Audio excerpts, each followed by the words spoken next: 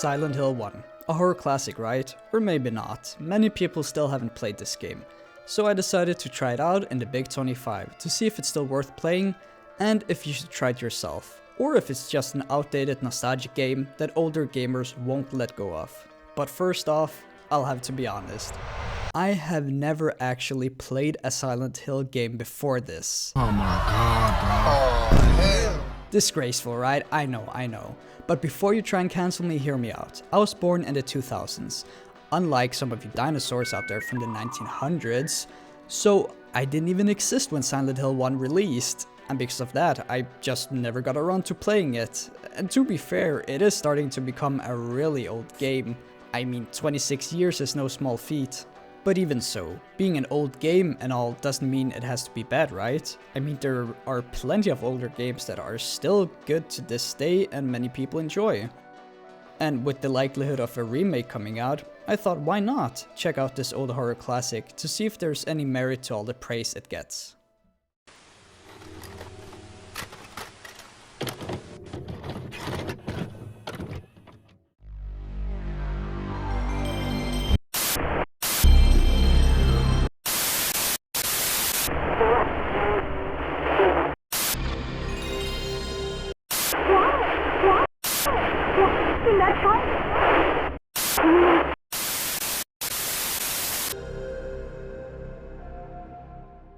Any horror game worth its weight has to have a good atmosphere. Without it, the rest of the game falls flat, since the experience is so closely bound up in feelings of unease and uncertainty, and if the player is not bought into the world and immersed in it, no amount of gameplay or graphics will make up for it. Therefore, I was honestly skeptical towards how immersive and scary a PS1 game could be with its older look and feel. Coming from modern games, it seems far-fetched that a game with as few pixels as to be able to count them on your hand would be able to strike any sort of fear into the player. Boy, was I wrong.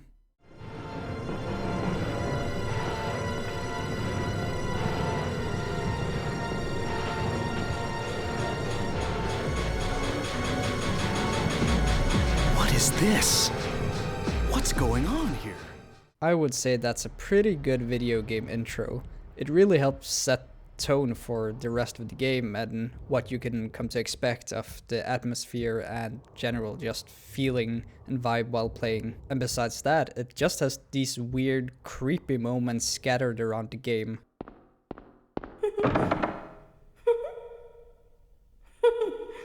Cheryl?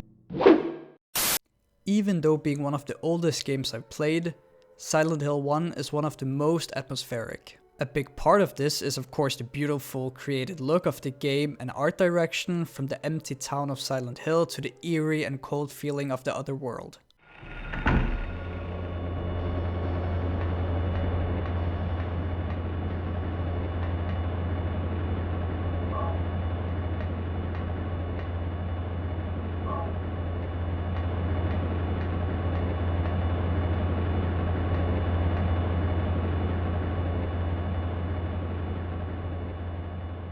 With its metal mesh and industrial meaty look.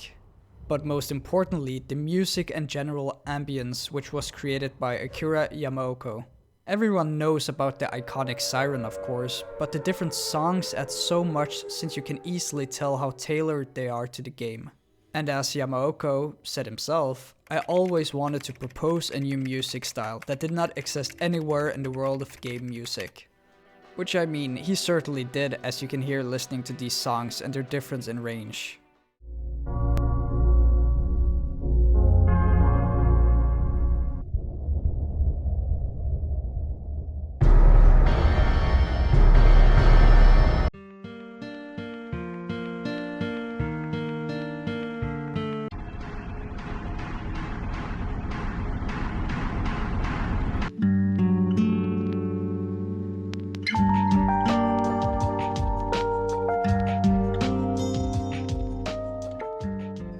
Oh yeah, and whatever this is.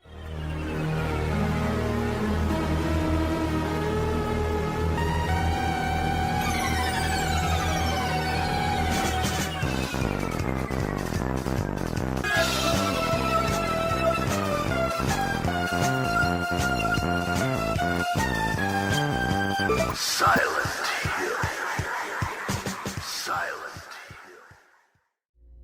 Now this is where I might have a bit of a hot take, you've been warned, and it's in regard to the voice acting.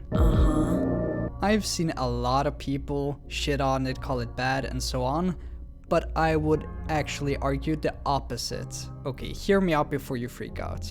I know some of the voice acting at times can seem a bit off. It's like I was there, but not really. It's all a blur, like some kind of hallucination, you know? I have no idea what you're talking about, Harry. Oh. I was just wondering. Never mind. But I would say the voice acting for the most part actually adds to the absurd feeling of Silent Hill. Since you're never really sure if the character's lines are supposed to be interpreted as meaning something other than what is being said, or if it's just the way the character actually speaks.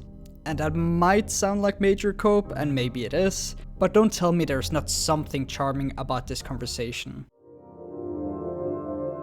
Was I dreaming? How do you feel? Oh, like I've been run over by a truck. But I'm alright, I guess. Glad to hear it. You from around here? Why don't you tell me what happened? Wait a second, I'm just a tourist. I came here for a vacation. I just got here. I don't know what happened. I'd like to find out myself.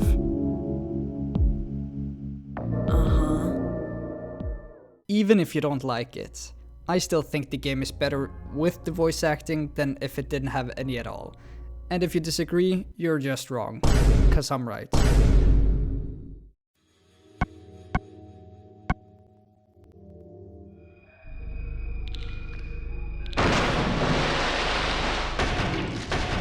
We are 6 feet away from you. You're harassing me. I'm not harassing you. You're coming close to me. Okay, this is where I definitely felt the game's age showing, and not in a cute way, but an outdated, annoying way.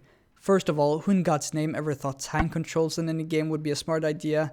As I've said before, I've not played many old games, but after looking this up, it seems to be a certain trend at the time.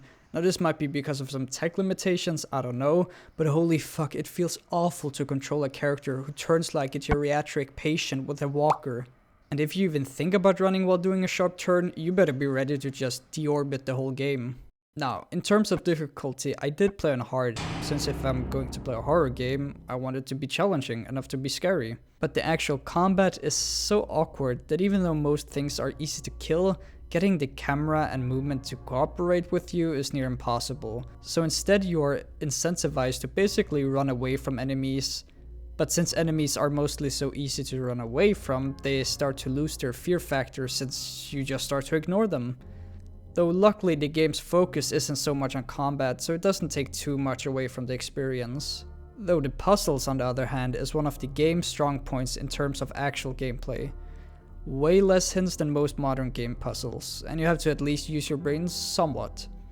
The most famous one, and the one you probably have heard of, is of course the piano puzzle, which is known to be notoriously hard and even compared to the game's other puzzles. I'll be honest, on my first playthrough I gave up like a bitch, and searched up the answer after struggling for God knows how long without any progress. But on my second playthrough I did do it, but that was with knowing the main themes of the puzzle, but even so it still took me 30 minutes to actually figure it out. The rest of the puzzles are pretty straightforward and really shouldn't be a problem for most people. I at least didn't find myself struggling at any particular one. Another cool thing about the game I noticed is the encouragement for exploration. Though it never really explicitly tells you to do so, you will be rewarded for taking your time to explore and be vigilant when checking out rooms and such. Supplies, weapons, and even story elements can be missed if you just rush through everything, never taking your time to actually see what's around you. And I won't tell you how, but the game has multiple endings which are directly influenced by exploring stuff throughout the game. With all that taken into consideration, what is the final verdict on Silent Hill 1? Is it still worth playing in 2025, or just an outdated game nostalgia-filled gamers won't let go of? I mean, do I even have to say it? Okay, it's pretty good, maybe even great. Despite some of the outdated parts, it still is mostly a masterpiece in terms of atmosphere, music, puzzles, oh, and fog. Can't forget the fog. So yeah, I would for sure recommend whoever's watching to try it out themselves, since it's for one, a short game, so it won't take long to beat, but also just because it's an enjoyable and memorable experience overall. That's pretty much it for this video. I hope you enjoyed it, and it being my first video and all, I would love any future recommendations and feedback on the video. And also, if you have played it or decide to, I would love to hear your experience with Silent Hill 1 and your general thoughts about the game. Bye bye. Cheryl! Silent Hill. Silent